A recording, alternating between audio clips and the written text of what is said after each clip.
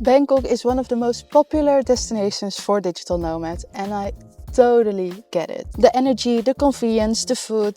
It's a city that has everything that you could ask for. But before you pack and book that ticket, let's talk about the pros and cons of staying in Bangkok as a digital nomad. So that's what we're going to do today. In this video, I'm breaking down all the pros and cons of staying in Bangkok as a digital nomad, all based on my own personal experience. If you're looking for a place to work remotely, travel, enjoy life, then stay tuned because this video will definitely help you to decide if Bangkok is the right fit for you.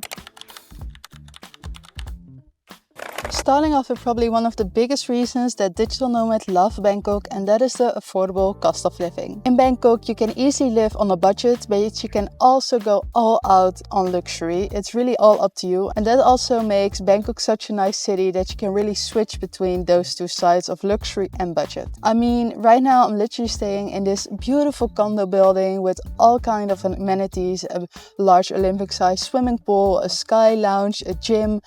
It has all the luxury amenities that one could need. And of course, with over 11 million people here in Bangkok, you will find so many different housing options that there will always be something that's the right fit for you. Then of course, something that we cannot forget in the affordable cost of living is the affordable food. It makes it also super convenient to go out and get some food here. However, I made a full breakdown of the cost of living here in Bangkok, Thailand. So if you want to check that out, definitely do after this video because there's a lot more nice information coming your way. However, I will link it in the description down below, so you will definitely not miss it. Pro number 2 is a kind of tricky one, but I first want to focus on the positive aspect of this specific point, and that is the public transportation, and then of course specifically the BTS and the MRT. I just want to highlight that Bangkok has an amazing public transportation system. Getting around in Bangkok so quick and easy. There are different lines that you can use. Personally, I'm really close to the Sukhumvit line, which makes it easy to go to other places like Sphere Mall, Terminal 21, but also to MBK. And besides public transport, I also want to highlight that Bangkok actually has 2 international airports, making it easy not only to get here, but also to travel around Thailand itself, because there are so many beautiful destinations besides Bangkok, of course. Think about Chiang Mai or Krabi. Both are exceptional places to visit. However, Bangkok is not only all about convenience, because Bangkok is also a city where you will never run out of things to do. Whether you love food, nightlife, culture, shopping, there's literally always something to do here in Bangkok. And that's also something that I personally really love here about Bangkok, is there are so many activities, there are so many cultural places to explore. And of course, you can also see this a bit as a con, because sometimes it is hard to focus on work. Okay, well, then you might wonder what things are must-dos while here in Bangkok, and definitely if you're a digital nomad. Well, I will put them all down in the description below, so you will have a complete list of my own recommendations while staying here in Bangkok, Thailand.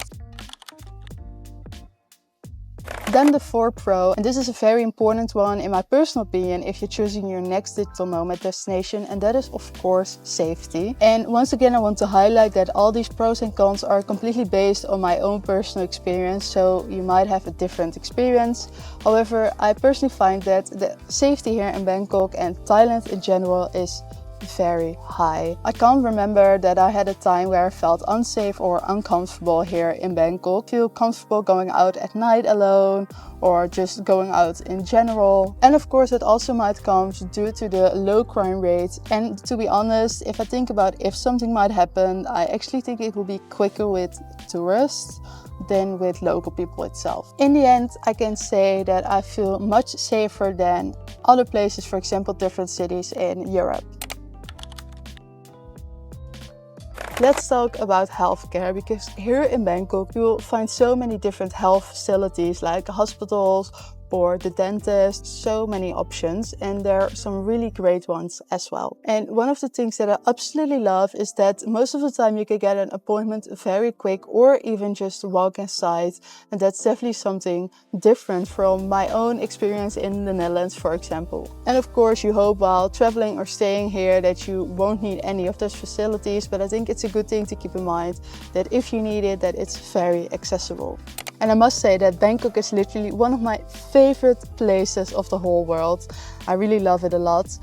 So I might be a bit biased and this might sound a bit like a love story. However, there are definitely also some cons that we're going to be talking about next. With that being said, let's go over the cons. And of course, we need to start with the heat, because as someone coming from the Netherlands, as I already said earlier in this video, the weather in Bangkok is not familiar for me at all. And yes, Bangkok is very hot the whole year round, with maybe some exceptions for some heavy rainfall, where it gets an teeny bit cooler. I would say that on a daily basis, you can count on around 30 to 35 degrees. And even the humidity makes it feel even hotter than that. Luckily, there are a lot of air-conditioned places. Think of malls, restaurants, of course your condo. So there are definitely a few ways to escape the heat. In the end, yes, you do get used to it in my opinion. I mean, I'm wearing a long sleeve right now while it's literally 35 degrees. I think that in the end, you just need to accept that you're going to sweat a lot. So the shower will be your very best friend. Con number 2 is something that goes hand in hand with the hot weather, and that is of course rainy season. Because from June to October it literally pours here in Bangkok. And no, it's not rain that goes on the whole day, but most of the time it's just like in a second and it literally pours.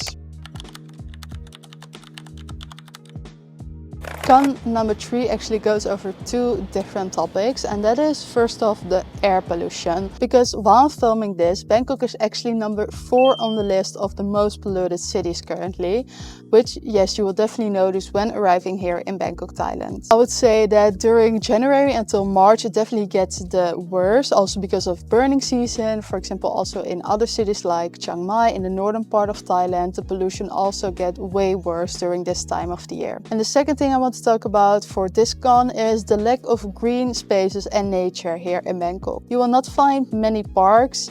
You have a few, for example, Benchikidi and Lumpini, both worth a visit definitely. However, besides that, Bangkok is really lacking in nature areas, which is actually very sad.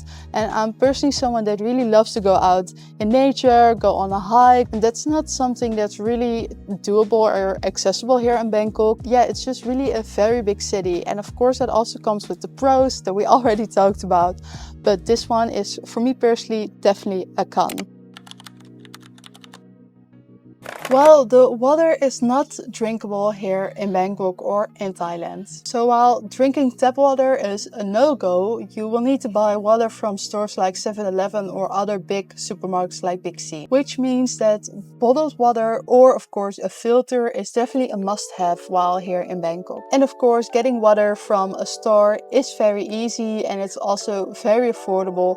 But I think it's important to keep in mind because it can be different from the place where you're coming from or what you're used to. Yes, it is very affordable, but in the end, if you drink a lot of water during the day or just a healthy amount, it all comes down to quite a few dollars in the end of the month that you're spending on drinkable water. And that's for something that's actually just a daily necessity.